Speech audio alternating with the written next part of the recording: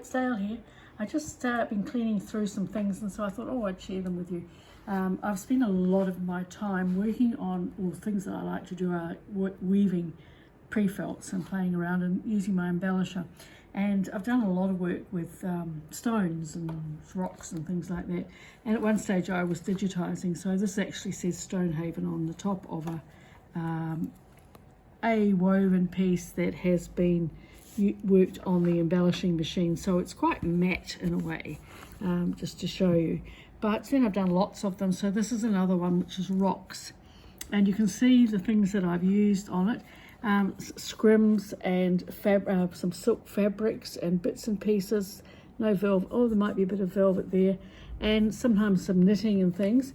And then I've transferred an image, and this is a photo I bought, a postcard I bought a long time ago, which I've kept, and I have printed it out onto transfer artist paper or tap, and then turned it, the image that I printed, through the inkjet onto my surface. So you've got not a perfect surface at all because it's going onto a felty textured piece, but it's therefore to sort of give you an idea of what it might be like. So it's part of my rocks and stones and so on. Once I ironed this one, this is another one which half worked, so it's come out onto some things, but you can see that's the image.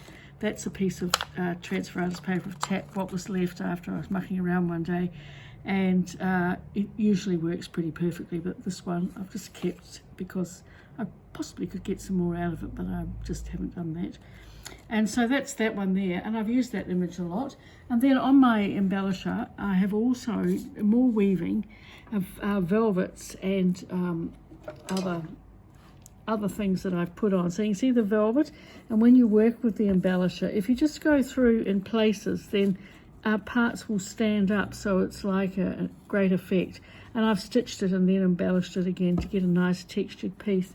And I possibly could cut this or make it into a cover of some sort. People always ask me what you can do with things. It could be made for a vessel, roll it for a vessel of some sort, or it could be a little book cover, or use it as a purse, or just whatever it is that takes your fancy. That's one of my favourite expressions, I think. And then while I was mucking around, I also found, using flakes, metallic flakes, which we sell, and I have a lot of them. If you use Blisofix or Gossamer Fuse or glue, this is a glue stick, and I've simply stamped it with one of my stamps. So I've put glue onto the stamp and then stamped it down. There he is there. There's a bigger one, I've got a bigger one.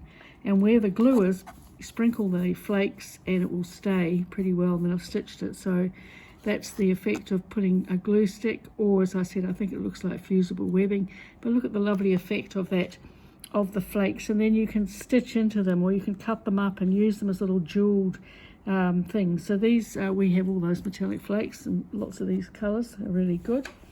And then another one that I've done is I've had you can see this has been around for a long time. This piece of Romeo is pretty tacky, and it's hard. It's got stuff stuck to it, and it's had things that have glue and things, but it's all right. It would still work if I washed it out. So this was something from one of my books, and I traced the design and stitched it, and I haven't washed it out yet. But here's another one that I've done exactly the same, and this time I've worked with a chiffon scarf and bits and pieces. Bits and pieces is a good word for all the junk that you collect. So wanting it all in silver and things like that to make that effect on here. And then you might be wondering what this is, and this is just this piece of felt and putting the same stuff onto the top and then heating it with the heat gun, so it's gone really crackly like coal, which is of course part of the things that are part of my husband's background anyway. And so that's that one there, and that one.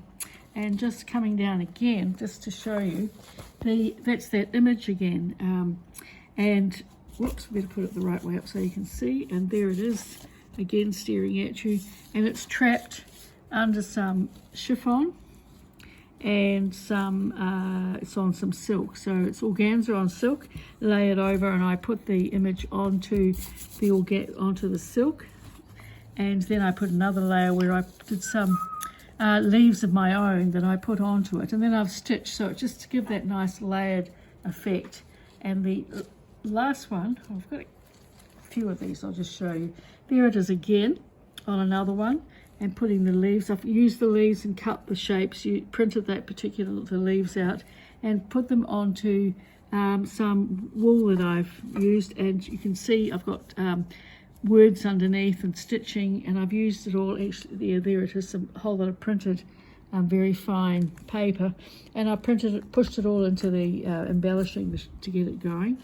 And just the last thing with this particular shape, I've used it on water soluble paper, and I haven't done anything other than stitch it, and I wash that out and bits will disappear. So that's, water soluble paper is really good for stitching on as well. And here's one that has been washed out, and it's pretty old, so it's been handled and fiddled, and you can see it's sort of broken down quite a lot, but it's on a piece of silk paper made with the cocoon stripping. So there you go. If that's given you some ideas, well, go for it, and I'll see you again next time. Bye.